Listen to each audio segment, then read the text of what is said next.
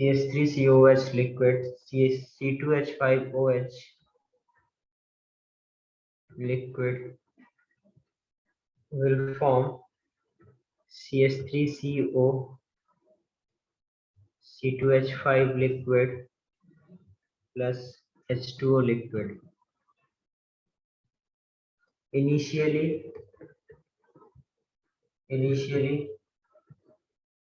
4 moles of each 4 moles of each of CH3COH and C2H5OH is taken.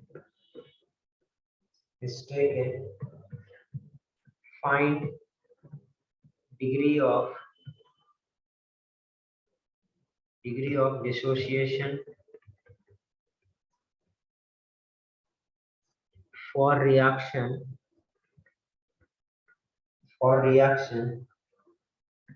if Kc is equal to 4.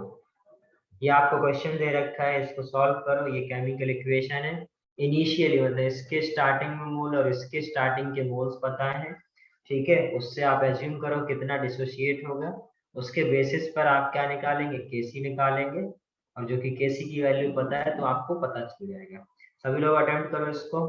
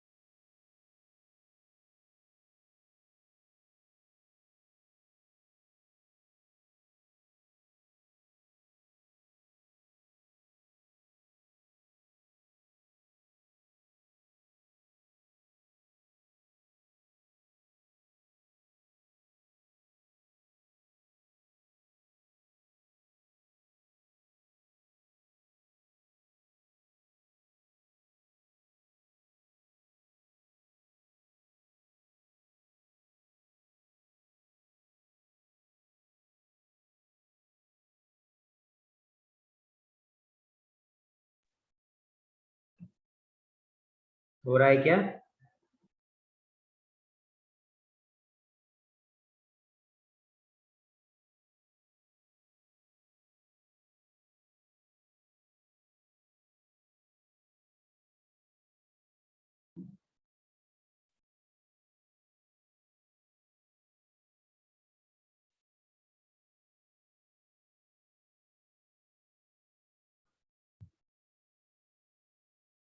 हो रहा है किसी से?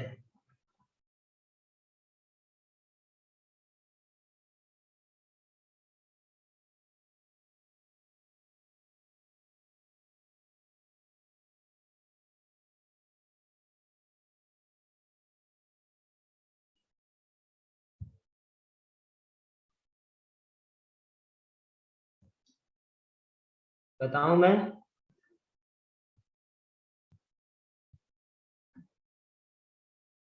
देखो जरा क्या दे रखा है इधर। CH3 बेटा सेम क्वेश्चन हम लोग लास्ट क्लास से करते चले आ रहे हैं, सेम चीज करना है, कुछ भी डिफरेंट नहीं है। सॉल्व करोगे तो सॉल्व होगा, बैठ के सिर्फ सोचने से नहीं होगा। CH3CO C2H5 plus H2O। तो आपको इनिशियली बेटा इसके 4 एट टी इक्वल टू 0, इसके 4 और इसके 4 मोल दे रखे हैं। Suppose at T is equal to T equilibrium, suppose इससे क्या है, ये बैलेंस केमिकल इक्वेशन है, इससे x मोल कम होंगे तो इससे भी x मोल कम होंगे, करेक्ट। इससे भी x कम होंगे, और इसके भी x और इसके x फॉर्म होंगे, करेक्ट। ये क्या है, मोल्स, ये भी मोल्स। अभी इसके कॉन्सेंट्रेशन की बात करूं तो कॉन्सेंट्रेशन क्या होता है, मोल्स अपॉन वॉल्यूम। इधर ये YV हो जाएगा, इसको मैं अलग से लिख ले रहा हूँ, 4 minus x y v, x upon v और एक्स अपॉन वी हो जाएगा, ये इसकी कॉन्सेंट्रेशन। अब आपके पास, आपको ये x निकालना है और आपको पता है अल्फा क्या होता है, x बाई ए क्या है 4। तो अभी x की वैल्यू कैसे पता चलेगा, जब आपको Kc का वैल्यू दे रखा है। Kc क्या होता है, कॉन्सेंट्रेशन ऑफ प्रोडक्ट, ठीक है, इनटू कॉन्सेंट्रेशन ऑफ, मतलब concentration of products upon concentration of reactant, correct. तो सिंपल हम लोग Kc का फॉर्मूला लगाते हैं। Kc क्या होता है, concentration of products into concentration of reactants।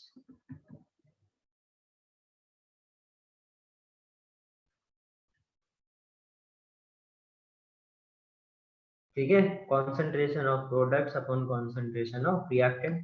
तो Kc कितना दे रखा है 4, प्रोडक्ट की concentration क्या दे रखी है XYV, तो ये हो जाएगा अपन x upon v into x upon v divide by reactant की concentration कितनी हो जाएगी 4 minus x by v, 4 minus x by v, 4 minus x by v और 4 माइनस एक्स बाई वी से वी कैंसिल हो गया, ये क्या आ जाएगा x square upon 4 minus x के स्क्वायर, करेक्ट। इसको सॉल्व कर लेंगे,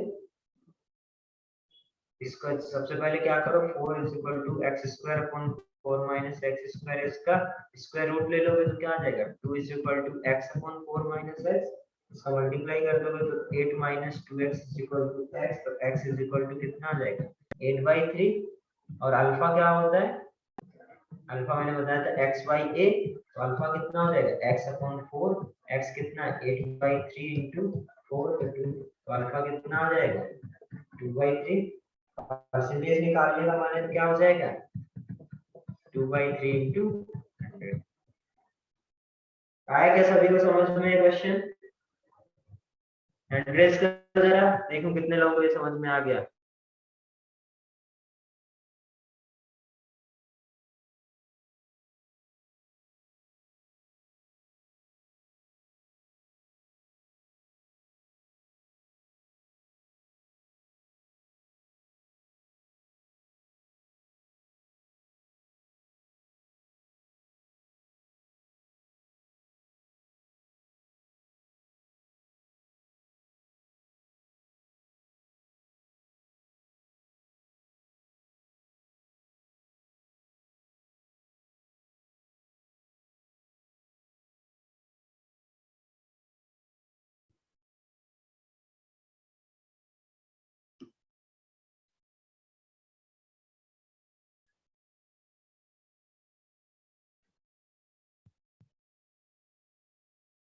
कहां तक ये सुन लिया था, ये कैलकुलेशन कहां तक देख ली थी आप लोगों ने,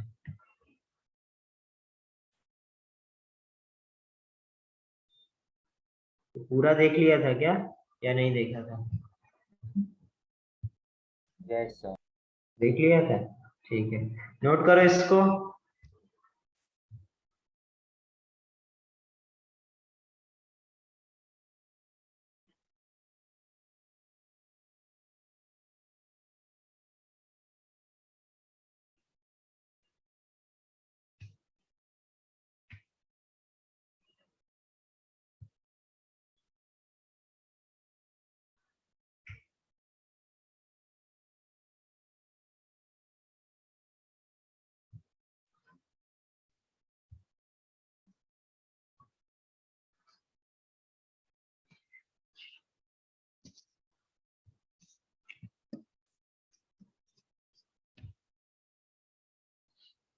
डन, लास्ट पेज तो नहीं देखना किसी को।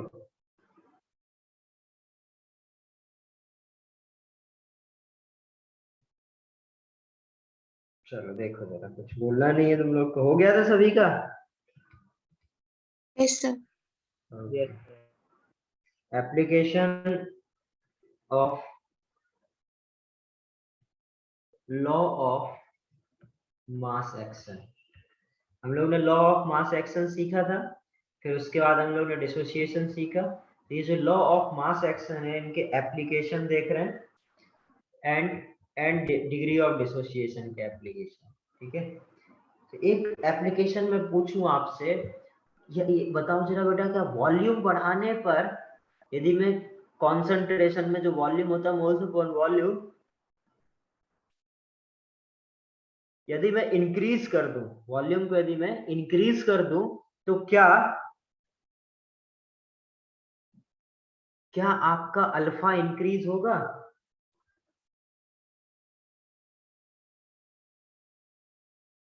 तो देखो मैं बता रहा हूं आपको, अल्फा एक्चुअली में होता है बेटा डायरेक्टली प्रोपोर्शनल टू, अल्फा है ये, alpha is directly proportional to v to the power delta N G upon N p, delta N G upon N p. N g तो आपको पता है बेटा, डेल्टा एन जी क्या होता है, डेल्टा एन पी में बता दे रहा हूं क्या होता है, number of gaseous moles of product. ठीक है, number of gaseous moles of product. Simple क्या बोलूं, अल्फा जो है वो डायरेक्टली प्रोपोर्शनल है किसके, delta N G upon N p. मतलब सपोज PCl5 एक गैस है, ठीक है, PCl5 यदि एक गैस है, तो वो PCl3 gas plus Cl2 gas, PCl5 gas से PCl3 गैस और Cl2 गैस यदि है, यदि आपसे पूछा जाए,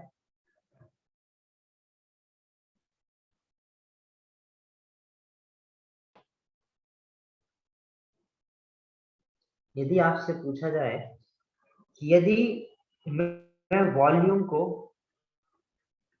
को बेटा 4 टाइम्स इंक्रीज कर दूं, ये क्वेश्चन है, suppose PCl5 gas PCl3 gas plus Cl2, यदि मैं वॉल्यूम को 4 टाइम्स इंक्रीज कर दूं, तो आपके अल्फा में क्या फर्क पड़ेगा?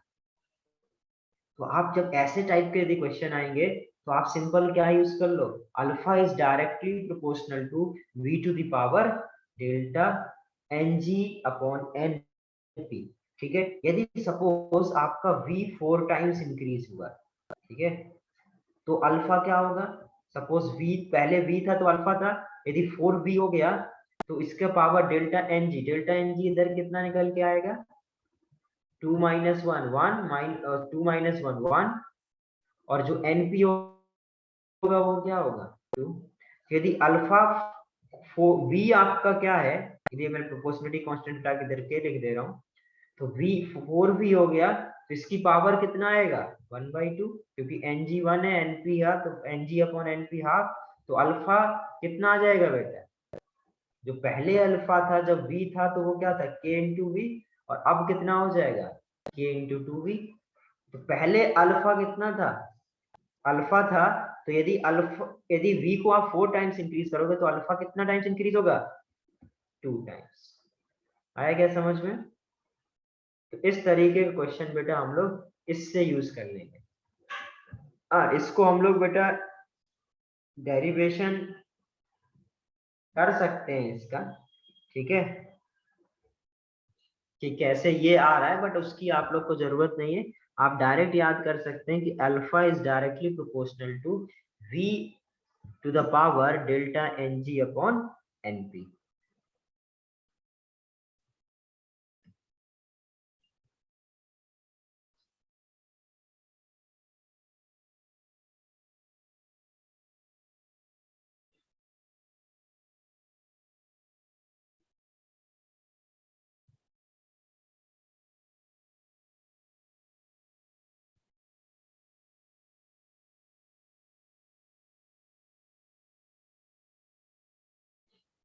डन ये?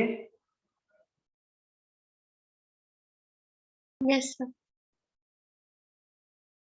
समझ में आ गया था ना कैसे कर रहा हूं? ठीक है, यदि आपसे मैं एक और क्वेश्चन पूछूं,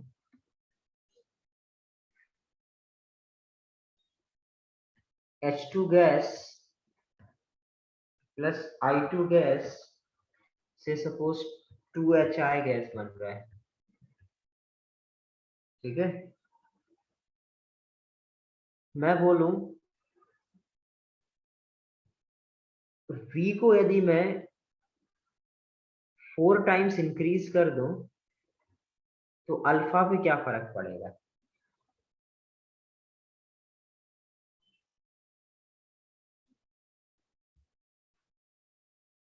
यदि मैं V को 4 टाइम्स इंक्रीज कर दूं तो अल्फा पे क्या फर्क पड़ेगा?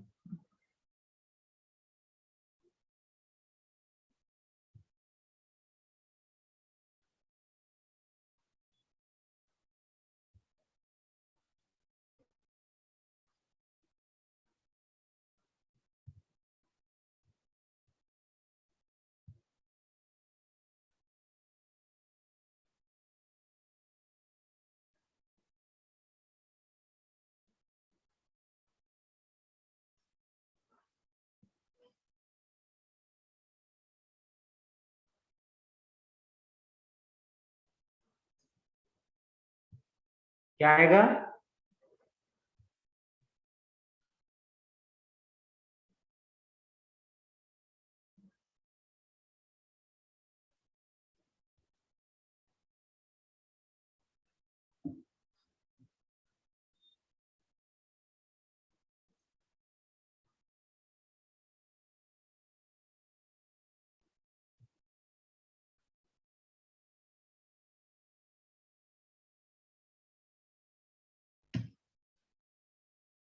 देखो जरा, बताऊं? अब फिर से वही लगाना है आपको, alpha is directly proportional to, मतलब alpha is equal to k into b to the power delta N G upon N p. Delta N g कितना है बेटा इधर? 2 - 2 0। यदि डेल्टा एन जी 0 है तो क्या अल्फा वी पर डिपेंड करेगा? अल्फा तो हमेशा कांस्टेंट रहेगा। सिंपल बोल, is independent of volume and pressure. इधर क्या आ गया बेटा, सिर्फ ये के आ गया, इधर से क्या आ गया, alpha is independent of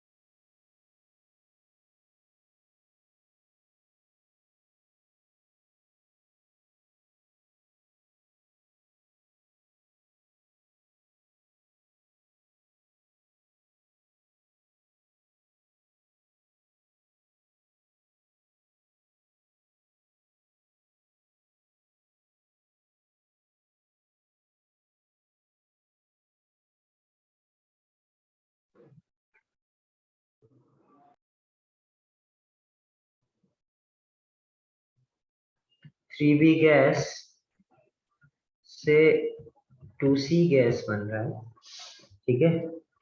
if V is if V of reaction, volume of reaction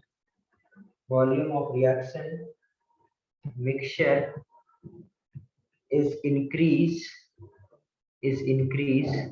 up to 4 times,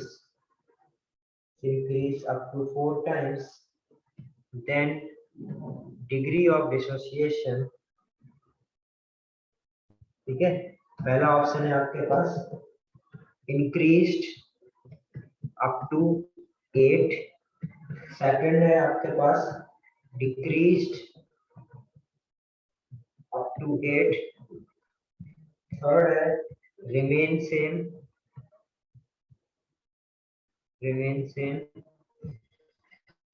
और फोर्थ है can't be said। इस क्वेश्चन को करो, इसका आंसर भेजो सभी लोग मेरे को।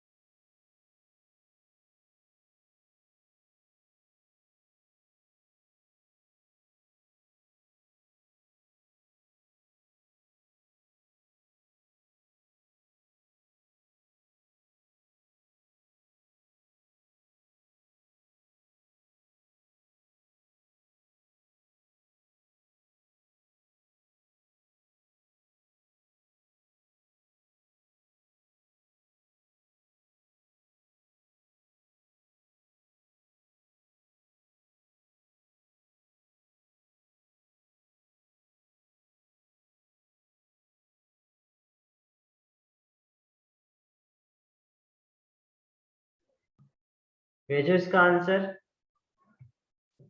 1 मिनट का है, जो अभी सिखाया वही लगाना है आपको। डिग्री ऑफ डिसोसिएशन बोला है आपको, ठीक है। डिग्री ऑफ डिसोसिएशन पता करना है, alpha is directly proportional to b to the power delta N G upon N p. ये नहीं लगा पा रहे हो तब से, सॉल्व करो इसको, ये यूज करना है।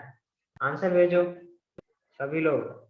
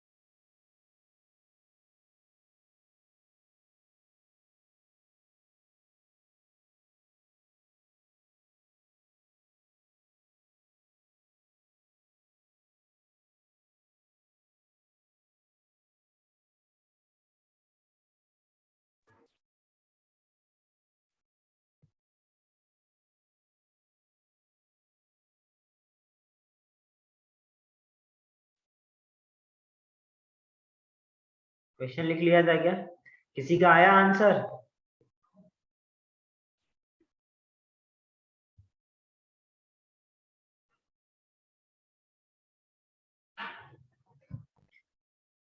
किसी का भी आंसर नहीं आया? क्या कर रहे हो? इतना आसान सवाल है, कुछ करना नहीं है। डेल्टा एनजी नहीं निकाल पा रहे हो, सब भूल गए? डेल्टा एनजी क्या होता है? प्रोडक्ट का माइनस रिएक्टेंट का, कितना आएगा?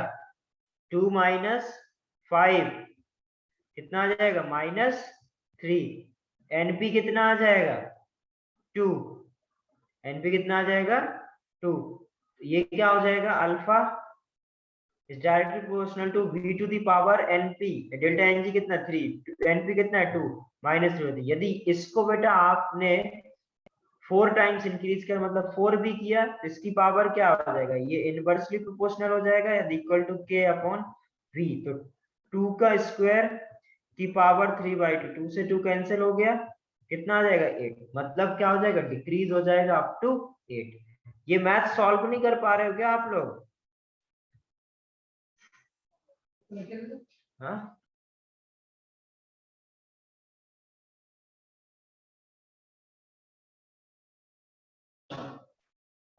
ठीक है। तो ये क्या हो जाएगा?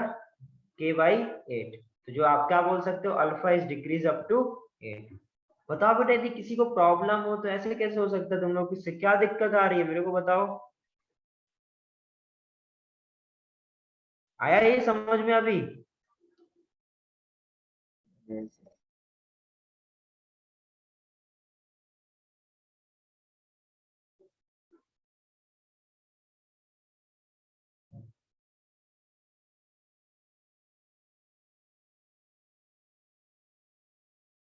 डन।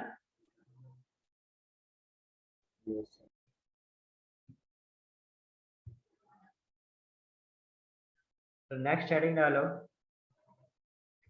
एप्लीकेशन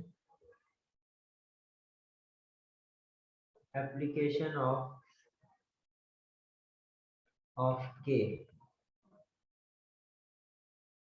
तो क्या क्या हो के, क्या हो जाएगा आपका? Product divided by reactant.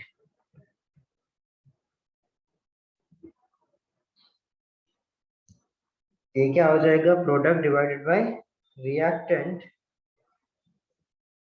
पहला है स्टेबिलिटी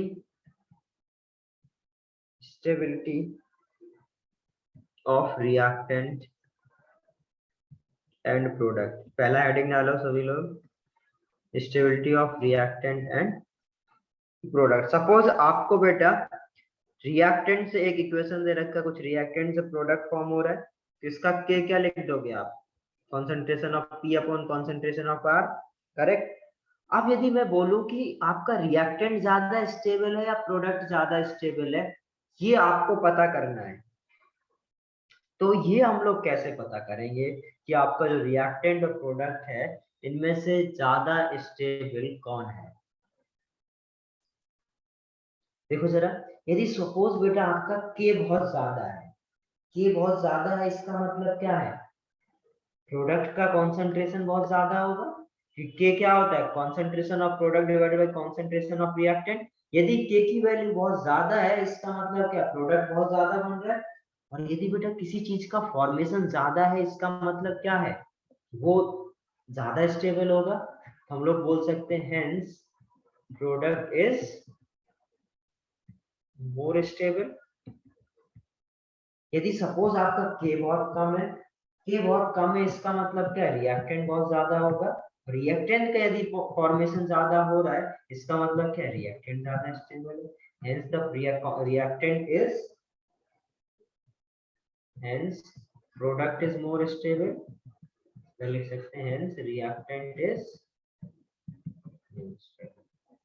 आए समझ में? देखो, जो बेटा ज्यादा स्टेबल होगा उसका फॉर्मेशन उसी का ज्यादा होगा, और जिसका फॉर्मेशन ज्यादा होगा उसका कॉन्सेंट्रेशन ज्यादा होगा, और जिसका कॉन्सेंट्रेशन ज्यादा होगा उसी का क्या होगा? उसके हिसाब से के होगा। मतलब के ज्यादा मतलब प्रोडक्ट का कॉन्सेंट्रेशन ज्यादा, और प्रोडक्ट का कॉन्सेंट्रेशन ज्यादा, इसका मतलब क्या? प्रोडक्ट ज्यादा स्टेबल होगा। और जबकि आपका जो के है के यदि डिक्रीज कर रहा है, इसका मतलब क्या है, रिएक्टेंट का कॉन्सेंट्रेशन ज्यादा है, इसका मतलब क्या, रिएक्टेंट आपका ज्यादा स्टेबल है। आगे समझ में, नोट करो इसको। यस,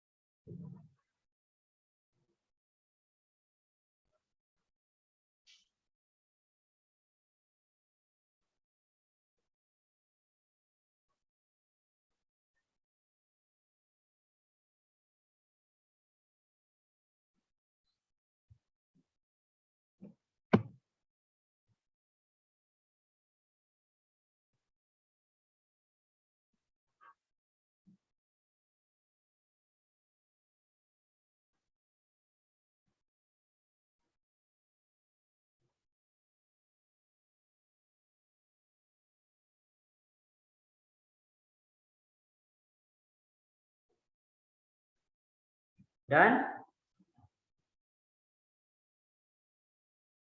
यदि सपोज मैं आपसे पूछूं, एक क्वेश्चन कराता हूं, X2 प्लस O2 से सपोज XO फॉर्मेशन हो रहा है, 2XO फॉर्मेशन हो रहा है, जबकि X2 प्लस 2O2 से 2XO2 फॉर्मेशन हो रहा है, ठीक है। और इसका जो K1 है वो 10 है, इसका K2 जो है वो सपोज 100 है। यदि मैं आपसे पूछूं which oxide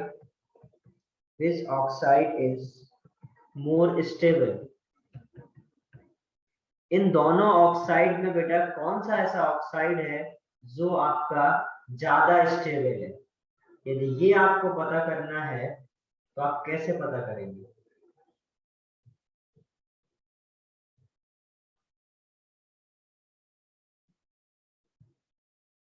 करो जरा इस क्वेश्चन को, जो अभी सिखाया उसी को यूज करो।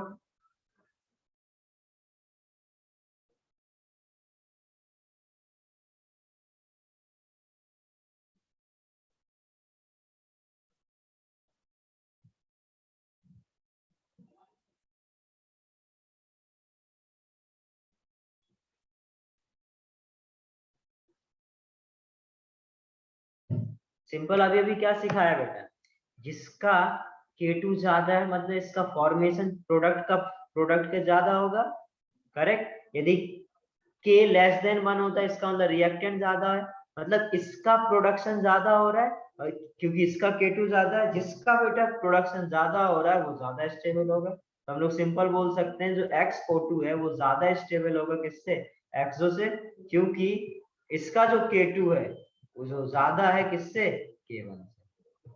आगे क्या समझ में है ये, किस तरीके से इस टाइप के क्वेश्चन करने होंगे हमें? Yes sir. डन, ये लिख लिया होगा। सपोज एक और क्वेश्चन पूछा जाए आपसे, which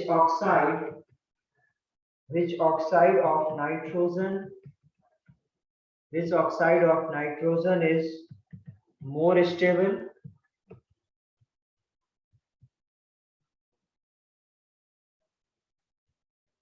N2 gas plus 2O2 gas से क्या बन रहा है, 2NO2 gas, correct. N2 gas plus 2O2 gas से क्या बन रहा है, 2NO गैस, 2NO2 गैस, ठीक है। जिसमें K1 आपको दे रखा है 10⁻³ दूसरा इक्वेशन दे रखा है 2N2 gas plus O2 gas will form 2NO2 gas, और इसका K1 K2 दे रखा है इसका 10 to the power -1। Third, suppose 2NO gas plus से क्या बन रहा है, N2 यदि बन रहा है, N2 gas plus O2 gas बन रहा है, और इसका K3 दे रखा है आपको 0.5,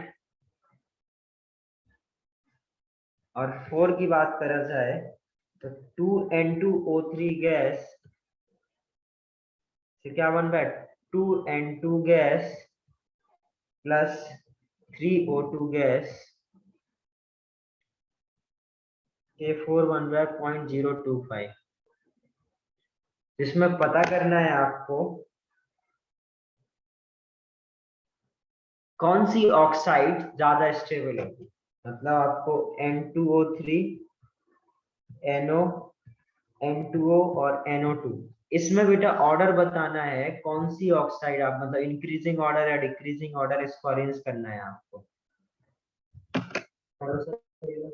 तो सिंपल पता है आपको इनको अरेंज करने के लिए क्या जरूरत पड़ेगी, के की वैल्यू आपको दे रखी है, तो के की वैल्यू को यूज करके आप क्या करो, इसको अरेंज करो।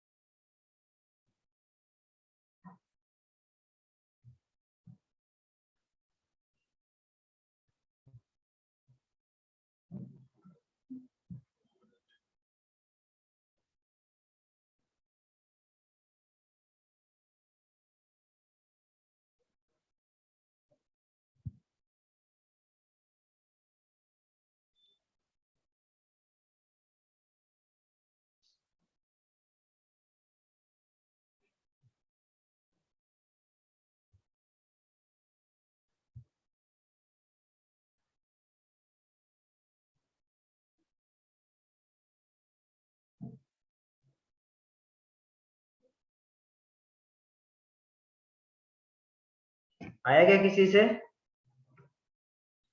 इतना समय नहीं लगना चाहिए, एक एक मिनट के क्वेश्चन देख के होना चाहिए। देखो जरा, अब आपको बेटा NO2, N2O, NO और N2O3, इन ये तीन का आपको क्या करना है, आंसर बताना है।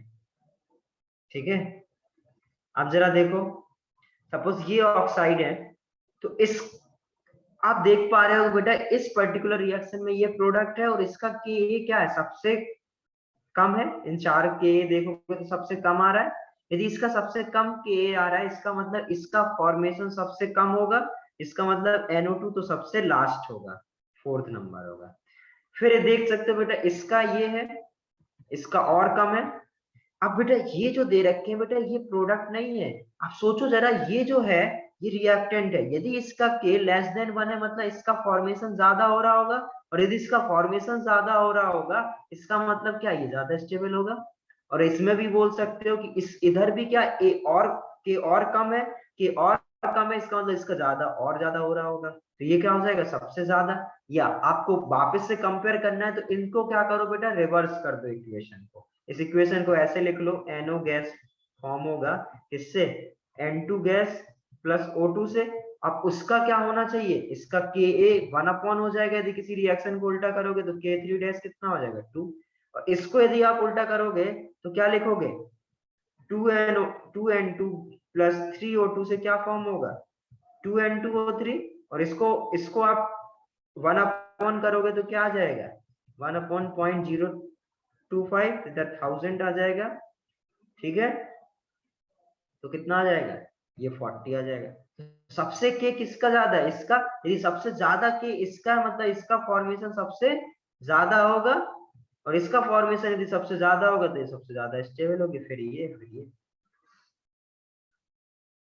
आया क्या समझ में किस तरीके से अप्रोच करना है क्वेश्चन को? आपको सिर्फ करना क्या है, आपको इन ये जो आपके N2 है NO2 इनको आप प्रोडक्ट साइड लिख लो, और जिसका के ज्यादा वो ज्यादा स्टेबल। बात समझ में आ गई ये वाली? नोट करो इसको फास्ट, फिर देखेंगे हम लोग नेक्स्ट फैक्टर। स्टेबिलिटी समझ में आया सभी को? अब नेक्स्ट हेडिंग डालो, extent of reaction. Extent of reaction.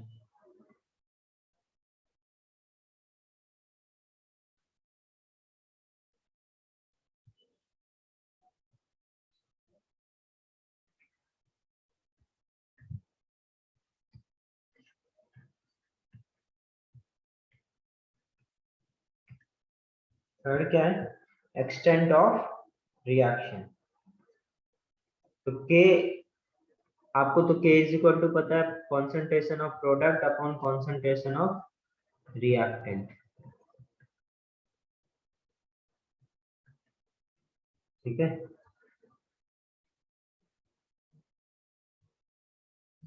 ठीक है। तो हमेशा याद रखना बेटा, ये जो के है, के क्या बता रहा है आपको? अब ये के बेटा, के इक्विलिब्रियम नहीं है पहली बात तो। ये जो के है ये क्या है आपका? Extent of reaction. ठीक है, किसी पर्टिकुलर टाइम पर जो के आएगा वो के है, ये के इक्विलिब्रियम नहीं है। करेक्ट?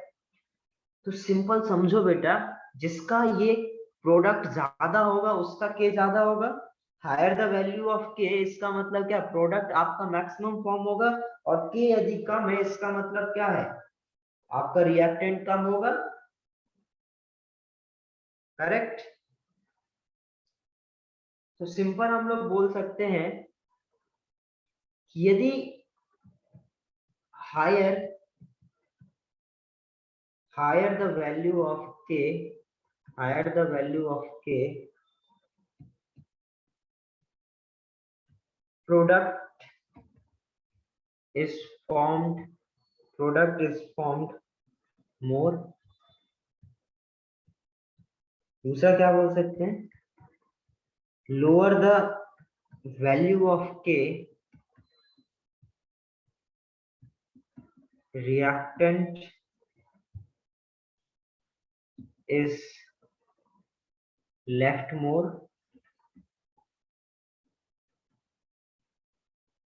करेक्ट? देखो, यदि के की वैल्यू कम है इसका मतलब क्या? रिएक्टेंट अभी ज्यादा है, और रिएक्टेंट क्या? लेफ्ट ज्यादा बचेगा।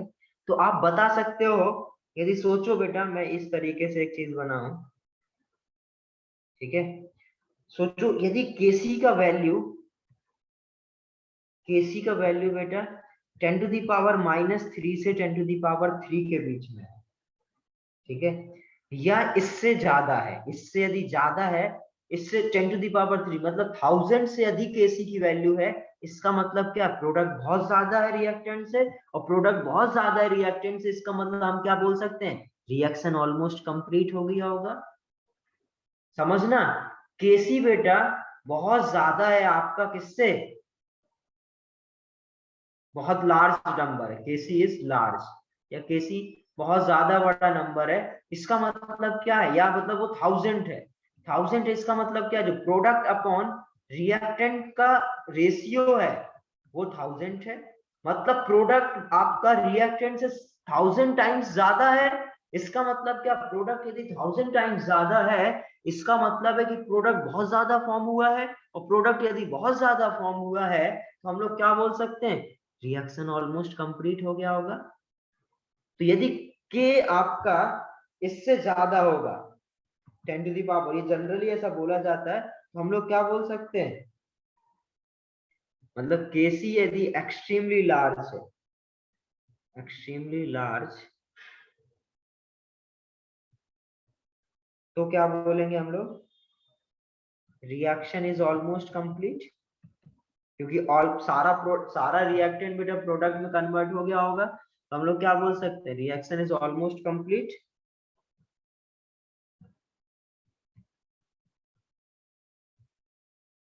और यदि बेटा Kc जो है वो नेग्लेजिबल है, मतलब 10⁻³ से भी छोटा है, 10⁻³ से भी छोटा है, इसका मतलब प्रोडक्ट की कॉन्सेंट्रेशन क्या होगी, बहुत ज्यादा होगी, सॉरी रिएक्टेंट की कॉन्सेंट्रेशन क्या होगी, बहुत ज्यादा होगी। रिएक्टेंट की बहुत ज्यादा कॉन्सेंट्रेशन, इसका मतलब प्रोडक्ट नेग्लेजिबल बना हुआ है।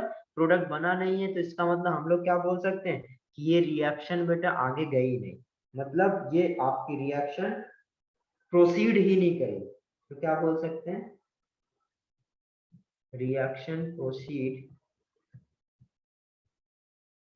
Reaction proceeds hardly, correct. जहां पर आपका निग्लेजिबल के हो, जहां पर प्रोडक्ट की कॉन्सेंट्रेशन ऑलमोस्ट जीरो के आसपास फॉर्म हुआ है, निग्लेजिबल है, तो हम क्या बोल सकते हैं। और जब के का वैल्यू बेटा इसके इसके बीच में है तो हम लोग क्या बोल सकते हैं, रिएक्शन एट इक्विलिब्रियम।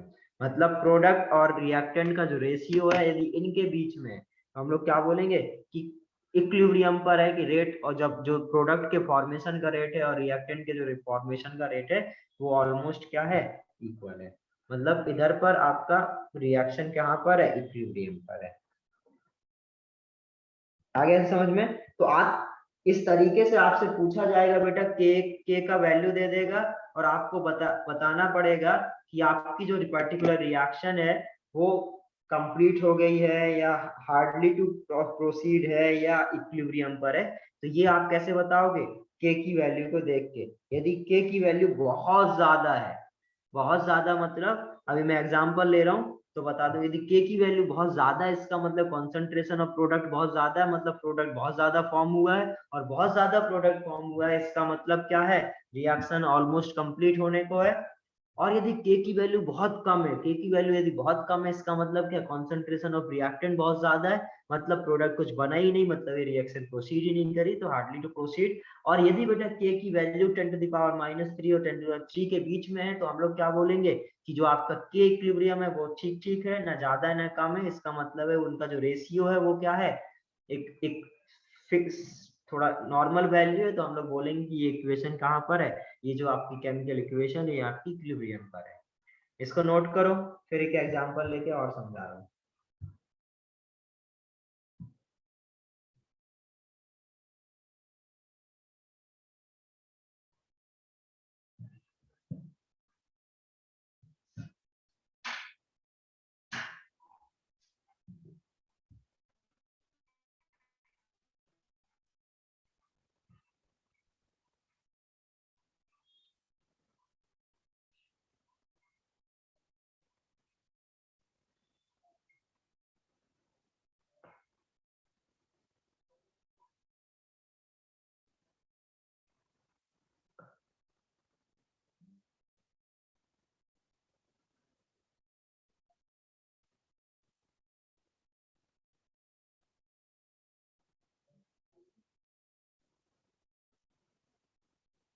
डनिए,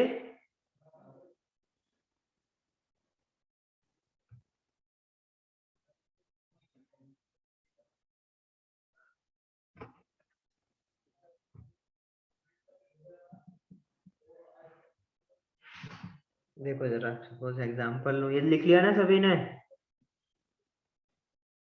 सपोज आपके पास H2 gas plus Br2 gas है, ठीक है, H2 gas plus Br2 gas है, तो वो क्या 2HBr गैस यदि फॉर्म कर रहा है, और इसका जो K है वो कितना है, 5 × 10⁻48। और एक रिएक्शन दे रखा है N2 gas plus O2 gas से वो फॉर्म हो रहा है आपका 2NO गैस, ठीक है। इसका जो K है वो दे रखा है आपका 2 × 10⁻−18। और एक है H2 gas plus I2 gas, उससे बन रहा है 2HI गैस। तो इसका जो K है वो कितना है, 57 है,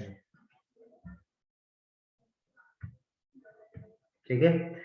तो इसका क्या मतलब है, यदि K, K और ये K है, ठीक है, तो आप देख रहे होगे बेटा इसका के बहुत ज्यादा है, बहुत ज्यादा लार्ज है। और के क्या होता है, concentration of product upon concentration of reactant, मतलब प्रोडक्ट बहुत ज्यादा है, और प्रोडक्ट बहुत ज्यादा है इसका मतलब क्या है कि ये पूरा कन्वर्ट हो गया होगा इसमें। प्रोडक्ट यदि पूरा कन्वर्ट हो गया होगा तो हम लोग क्या बोल सकते हैं, रिएक्शन इज ऑलमोस्ट कंप्लीट। इधर देखोगे बेटा तो क्या, के बहुत कम है, 10⁻⁻18, मतलब बहुत छोटा के है। बहुत छोटा यदि के है तो हम लोग क्या बोल सकते हैं कि ये रिएक्ट प्रोडक्ट से रिएक्टेंट बना ही नहीं, और रिएक्टेंट से प्रोडक्ट बना नहीं तो हम लोग क्या बोलेंगे, रिएक्शन हार्डली प्रोसीड।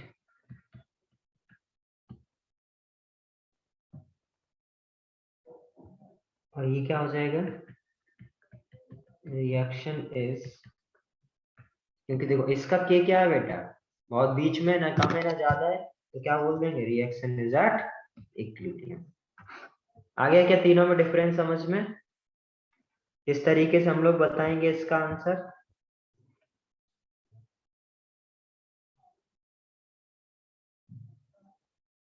नोट करो इसको फास्ट।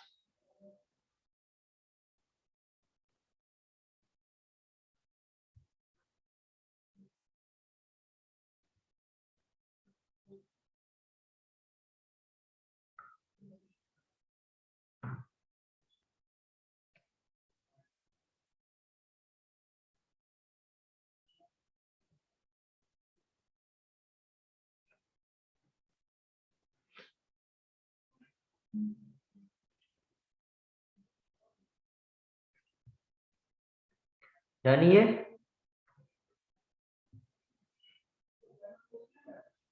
अब जरा third reaction, reaction of sorry production of production of production of direction of reaction. हमें बेटा रिएक्शन का डायरेक्शन प्रेडिक्ट करना है कि ये रिएक्शन कहाँ पर जा रही होगी। सपोज ये एक कोई इक्वेशन है, ए बी बी से सी सी और डी डी फॉर्मेशन कर रहा है। इधर पे बेटा एक नया टर्म मैं डिफाइन कर रहा हूँ जिसको हम लोग बोलते हैं क्यूसेंट। क्या बोलते हैं, क्यूसेंट। तो इसको क्यूसी एक नया टर्म डिफाइन है। वो क्या होता है बेटा,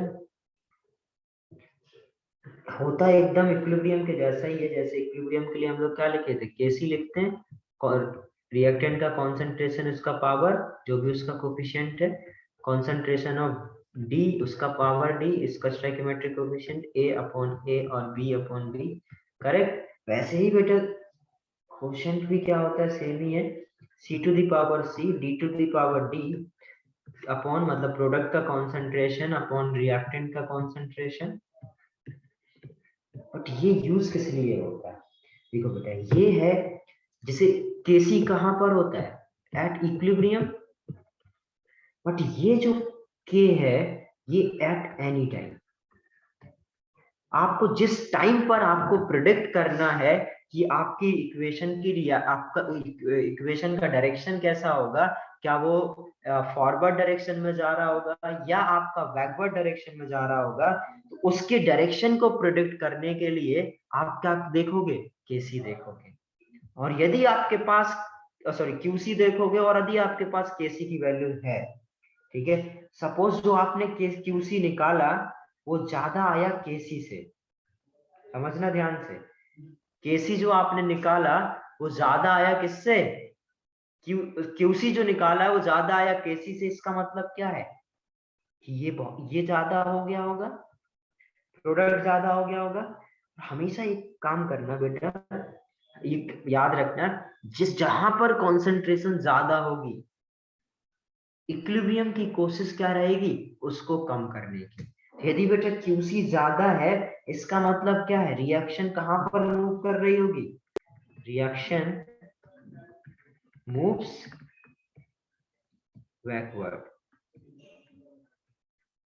मतलब इस डायरेक्शन में मूव कर रही है, क्योंकि देखो क्यू सी ज्यादा है, इसका मतलब क्या प्रोडक्ट की कंसंट्रेशन ज्यादा हो गई होगी, और प्रोडक्ट की कंसंट्रेशन ज्यादा हो जाएगी तो वो वापस लेके आएगा, तो क्या है बैकवर्ड। और यदि क्यूसी से केसी ज्यादा है, मतलब अभी ये इक्विलिब्रियम अचीव करने की कोशिश कर रहा होगा, यदि आपकी अचीव करने की कोशिश कर रहा है, मतलब क्या ये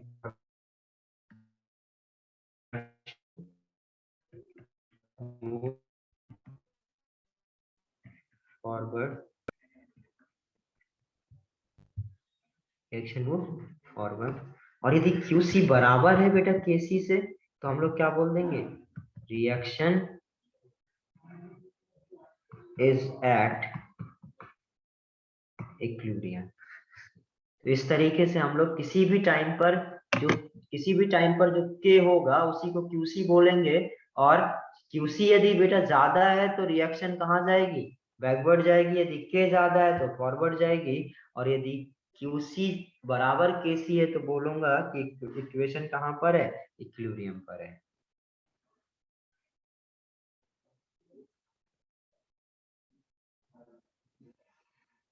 आगे समझ, हैंड रेज करो जरा, किसको किसको समझ में आया।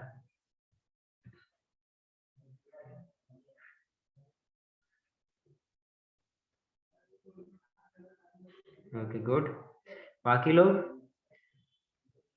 आस्था बेटा नहीं आया समझ में क्या। सर फर्स्ट टाइम रॉन्ग हो गया था, अभी किया आया सर। अच्छा अभी किया, ओके ओके।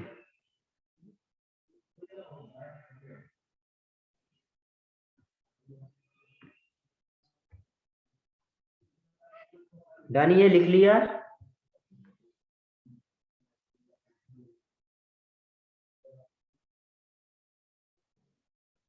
ठीक है, देखो एक मैं और बढ़िया तरीका बता रहा हूँ इसको, जिसको समझ में ना आया होगा तो ऐसे देखो, याद रखना। सपोज बेटा केसी ये है, ठीक है, और क्यूसी ये है, मतलब केसी बड़ा है क्यूसी से, ठीक है, तो केसी यदि, मतलब ये क्यूसी है केसी, तो इसका मतलब क्या है, और ये क्या है आपका क्यूसी, और इधर केसी, और एक और डायग्राम बनाओ, तो ये क्या है आपका क्यूसी, और ये क्या है केसी, ठीक है। देखो हमेशा बेटा क्यूसी को, ठीक है, क्यूसी को क्या करना है, क्यूसी को हमेशा बेटा केसी के पास जाना है, ध्यान रखना, क्यूसी को कहाँ जाना है बेटा, केसी के पास जाना है। तो यदि बेटा क्या केसी ज्यादा है क्यूसी से, क्या है, केसी यदि ज्यादा है क्यूसी से, इस केस में क्या केसी, तो केसी को कहाँ जाना है, केसी के पास जाना है, तो ये कहाँ जाएगी रिएक्शन, फॉरवर्ड। और यदि क्यूसी ज्यादा है, क्यूसी ज्यादा है, इसको कहाँ जाना है, केसी के पास, इसको कहाँ जाना पड़ेगा, बैकवर्ड। तो आगे समझ में, यदि केसी क्यूसी से बड़ा होगा, केसी बड़ा होगा क्यूसी से, तो कहाँ जाएगी, फॉरवर्ड। और यदि क्यूसी बड़ा होगा केसी से, तो केसी के पास आना है तो कहाँ जाएगी, बैकवर्ड। इस तरीके से हम लोग इसको याद रख सकते हैं।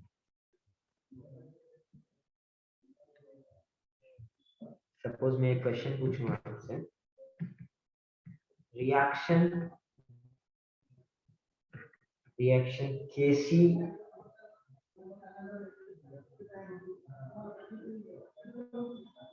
for reaction, Kc for the reaction is 2 into 10 to the power minus 3,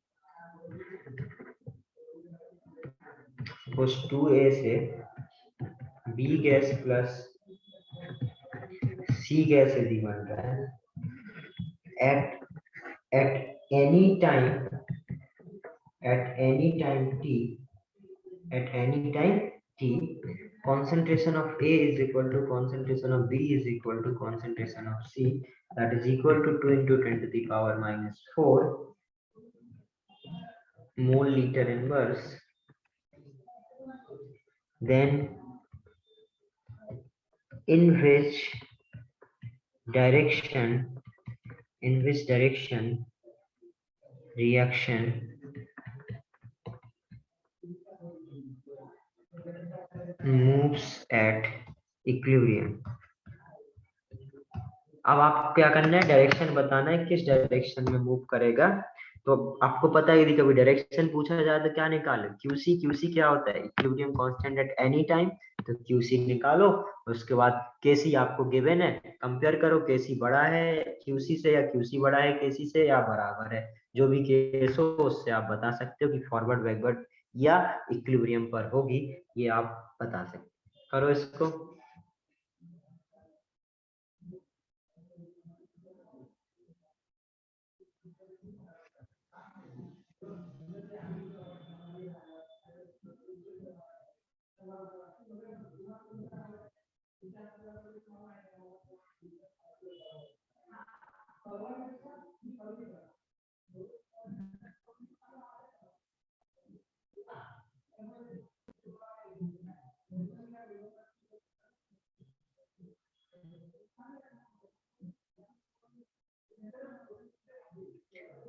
निकालो, आलस मत करो, सभी लोग क्यूसी की वैल्यू निकालो, फिर उसके बाद केसी से कंपेयर करो और आंसर करो मेरे को।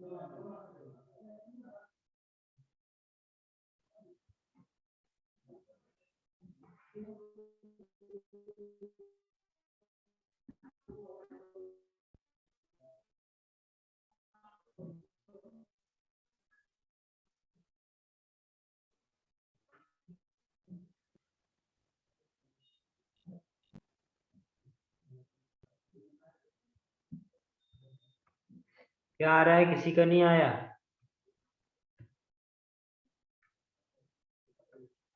देखो जरा,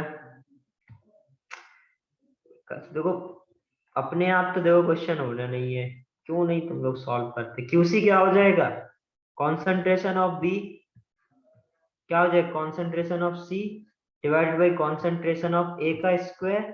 बी कितना दे रखा है, बी कितना दे रखा है। अब आपको तो सिंपल बोल दिया, इसकी इसकी और इसकी कॉन्सेंट्रेशन कैसी है, इक्वल है। तो ये तो इक्वल यदि कॉन्सेंट्रेशन है तो आप क्या बोल सकते हैं, पुट कर दो, या तो मैं सीधे कैंसिल कर दूंगा, वन आ जाएगा। अब ये बताओ के की वैल्यू ये है, क्यूसी ये है, तो मैं क्या आ गया, क्यूसी इज ग्रेटर देन केसी। और यदि क्यूसी ग्रेटर देन केसी है तो आंसर क्या आएगा, यदि क्यूसी बड़ा है केसी से, इसका मतलब कहाँ जाएगा, बैकवर्ड। सिंपल क्या हो गया, बैकवर्ड। तो तुम लोग सॉल्व करते भी हो, इसमें क्या नहीं सॉल्व कर पा रहे थे, अभी आया समझ में? यस। बाकी लोग कहाँ प्रॉब्लम हो रही थी बताओ, तो सॉल्व नहीं करोगे बेटा तो कैसे काम चलेगा। बोला है कॉन्सेंट्रेशन बराबर है, कैंसिल आउट कर दो, 1 आ गया। क्यूसी केसी में रिलेशन पता चल गया कौन ज्यादा है कौन कम। यदि क्यूसी ज्यादा है तो आप क्या बोलोगे, बैकवर्ड जाएगा।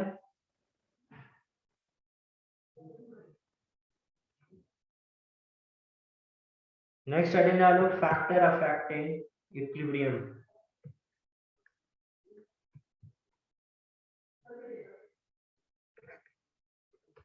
Factors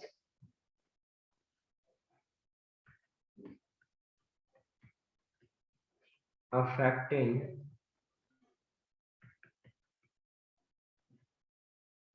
equilibrium।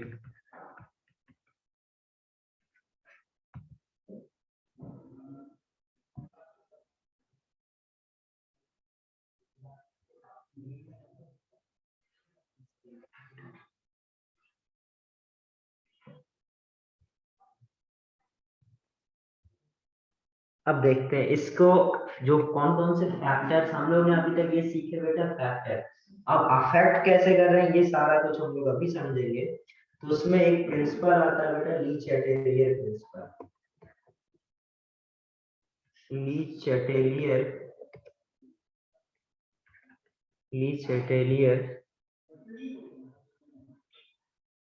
प्रिंसिपल।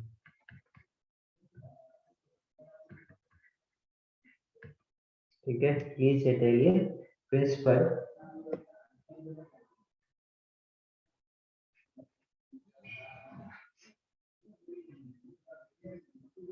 देखो अब ये आपको क्या बोला, इसका जो प्रिंसिपल था वो क्या बोला, ये प्रिंसिपल समझते हैं बेटा। यदि आप इक्विलिब्रियम को ध्यान से समझना है, बहुत इंपॉर्टेंट प्रिंसिपल है, ठीक है, बहुत सारी जगह पर ये यूज होगा। तो इसने क्या बोला, ली चैटेलियर ने अपने प्रिंसिपल में क्या बोला, यदि आप इक्विलिब्रियम को, ध्यान से सुनना, यदि आप इक्विलिब्रियम को किसी भी फैक्टर से यदि डिस्टर्ब करते हो,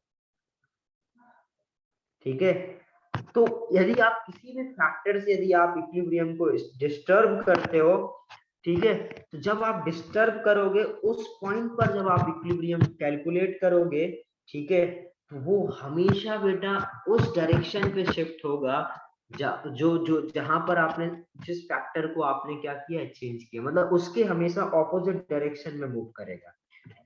समझना ध्यान से, सपोज ए से ए प्लस बी से सी प्लस डी है, यदि मैंने क्या किया बेटा, कॉन्सेंट्रेशन ऑफ सी इंक्रीज कर दिया, मैंने क्या किया, मैंने इसमें इनके बीच में इक्विलिब्रियम था और इनके इक्विलिब्रियम को डिस्टर्ब किया, और मैंने क्या किया, और सी प्रोडक्ट की कॉन्सेंट्रेशन इंक्रीज कर दी। प्रोडक्ट की कॉन्सेंट्रेशन इंक्रीज कर दी, इसका मतलब क्या है बेटा, ये वैल्यू इंक्रीज हो गई। तो अब इक्विलिब्रियम क्या करेगा, इक्विलिब्रियम बेटा हमेशा रिवर्स करना शुरू कर देगा।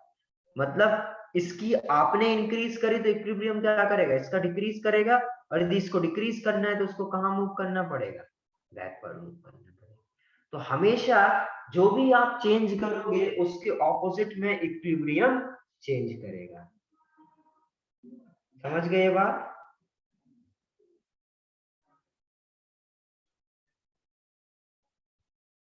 बोलो। Sir please repeat. हाँ सुनो, एक बार फिर से सुनो। यदि सपोज आप, इस सिंपल क्या है, ली चैटेलियर ने बेटा एक प्रिंसिपल दिया, उसमें क्या बोला है कि आप इक्विलिब्रियम में, यदि कोई भी केमिकल रिएक्शन एट इक्विलिब्रियम है और आप उस इक्विलिब्रियम को डिस्टर्ब करने की कोशिश करोगे, डिस्टर्ब करोगे तो क्या करोगे बेटा, या तो आप टेम्परेचर बढ़ा दोगे, प्रेशर बढ़ा दोगे, वॉल्यूम बढ़ा दोगे, या कॉन्सेंट्रेशन बढ़ा दोगे, किसी के मोल्स बढ़ा दोगे। करेक्ट। सपोज मैंने क्या किया, कॉन्सेंट्रेशन ऑफ सी इंक्रीज कर दिया। अब यदि मैंने क्या किया, इसकी कौन सा मतलब, मैंने सी को इसमें ऐड कर दिया, जहां पर इक्विलिब्रियम में था वहां पर मैंने क्या किया, सी कुछ सी लाया और ऐड कर दिया, मतलब मैंने प्रोडक्ट की कॉन्सेंट्रेशन इंक्रीज कर दी, मतलब सी की concentration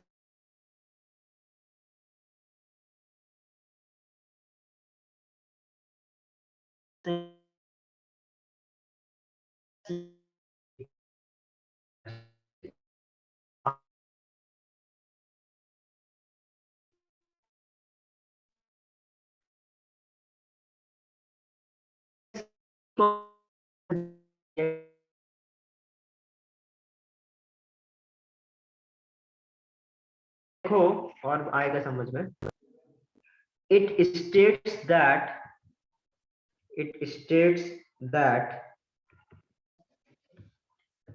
if equilibrium is disturbed, if equilibrium is disturbed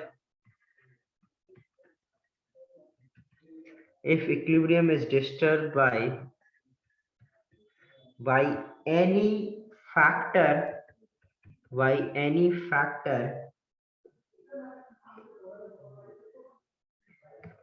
that determine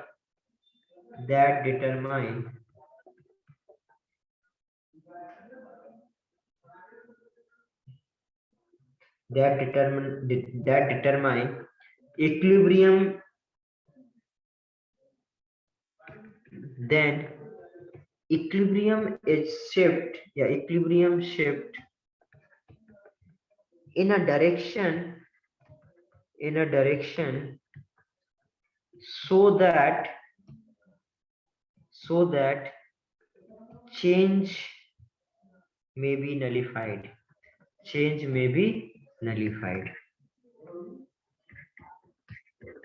मतलब जो भी आपने बेटा चेंज किया, मैंने क्या बोला था, यदि आपने कॉन्सेंट्रेशन ऑफ सी इंक्रीज करा तो इक्विलिब्रियम क्या कोशिश करेगा, इसका ऑपोजिट डिक्रीज करने की कोशिश करेगा। मतलब जो आपने इंक्रीज करा उसके चेंज को वो क्या करने की कोशिश करेगा, नलीफाई करने की कोशिश करेगा। आया क्या समझ में? ली चैटेलियर का प्रिंसिपल क्या था?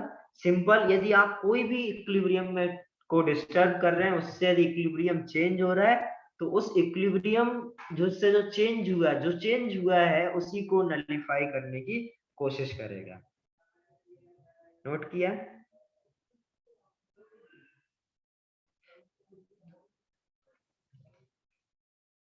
अब देखते हैं पहला चेंज क्या करेंगे। सपोज जो मैं अभी ले रहा था, चेंज इन concentration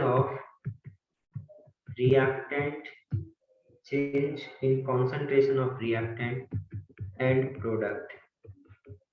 ठीक है, यदि मैं change in concentration of reactant and product करूं, मतलब सपोज मैं रिएक्टेंट की कॉन्सेंट्रेशन इंक्रीज करूं, ध्यान से समझना।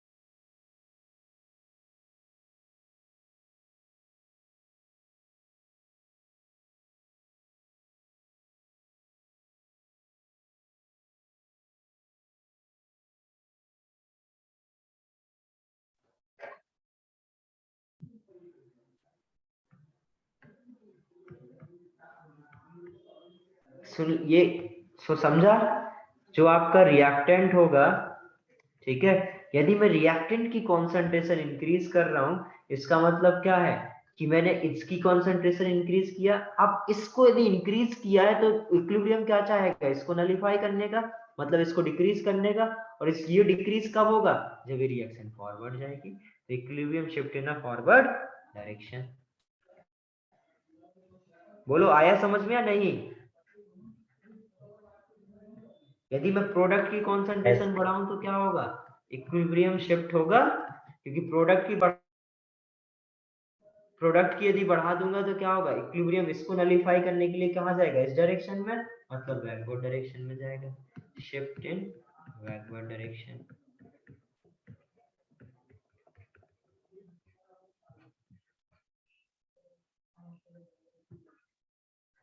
आगे समझ में? यदि रिएक्टेंट की कम करूं या प्रोडक्ट की कम करूं, रिएक्टेंट की कम करूंगा तो क्या होगा, तो जब इधर कम है, इधर यदि मैंने कम कर दिया तो प्रोडक्ट इक्विलिब्रियम क्या चाहेगा, इसकी फिर से जो कम किया उसको बराबर करने का, मतलब इस डायरेक्शन में, मतलब बैकवर्ड तो it will shift in a backward direction, ठीक है।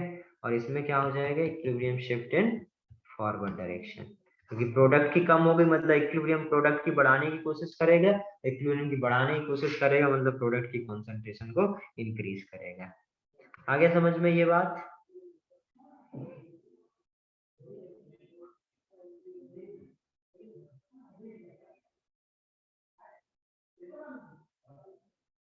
नोट करो इसको।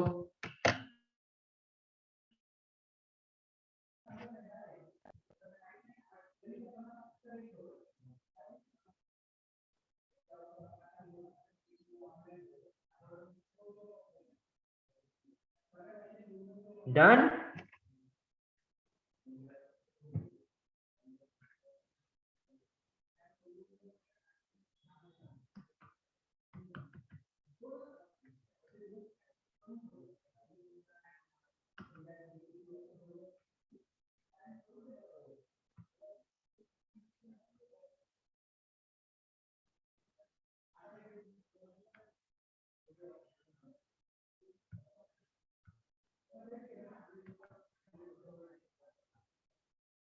एक मिनट,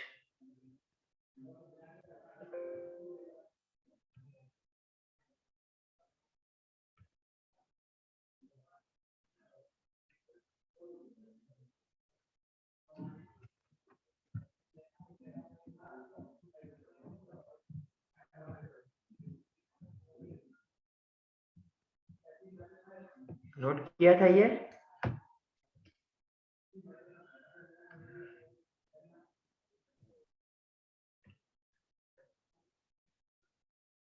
अब जरा हम लोग नेक्स्ट देखें।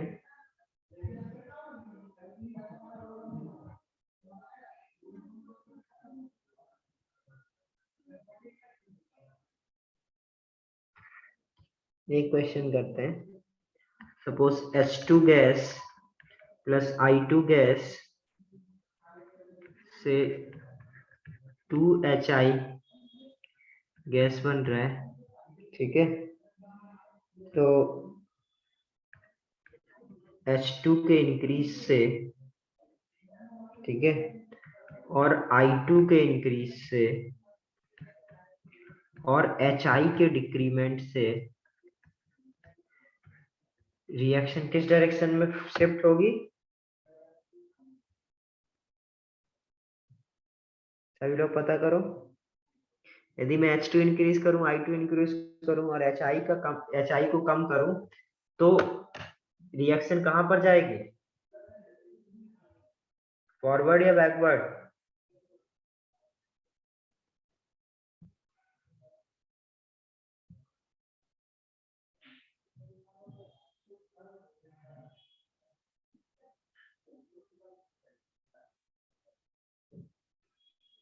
तुम लोग सुनते हो या नहीं सुनते हो?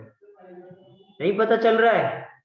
इसका इसका रिएक्टेंट का कॉन्सेंट्रेशन, इसका रिएक्टेंट का कॉन्सेंट्रेशन यदि मैं इंक्रीज करूंगा तो इक्विलिब्रियम क्या चाहेगा, कॉन्सेंट्रेशन को कम करना। और कॉन्सेंट्रेशन यदि कम करेगा, कम करना चाहेगा तो वो कहाँ जाएगा, इस डायरेक्शन में जाएगा। और यदि इसकी कम किया तो इसको बढ़ाना चाहेगा तो कहाँ जाएगा, इस डायरेक्शन में। तो कहां पर जाएगा, फॉरवर्ड।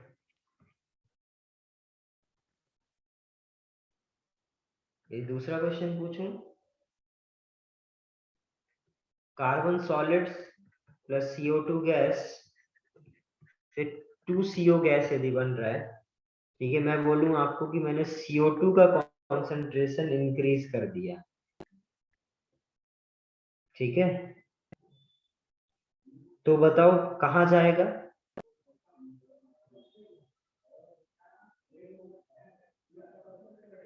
और बोलूं CO का कॉन्सेंट्रेशन मैंने डिक्रीज कर दिया तो कहां जाएगा?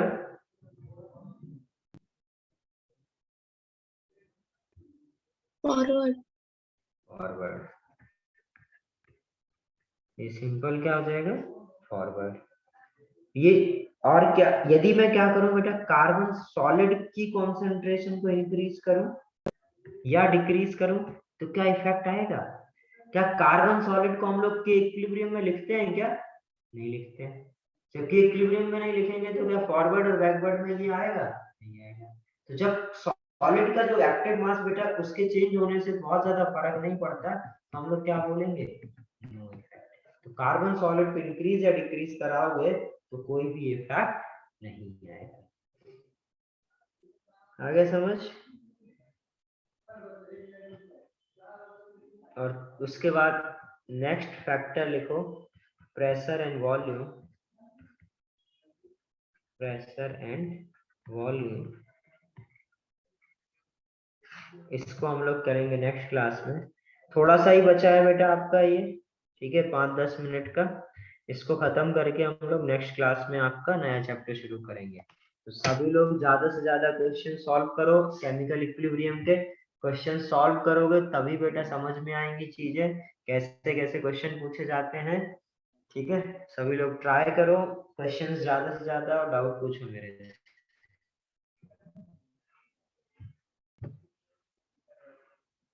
क्लियर है सभी को? कुछ कोई डाउट है तो पूछो, अदरवाइज लीव कर सकते हो ये होने के बाद। चलिए, हो गया, बाय।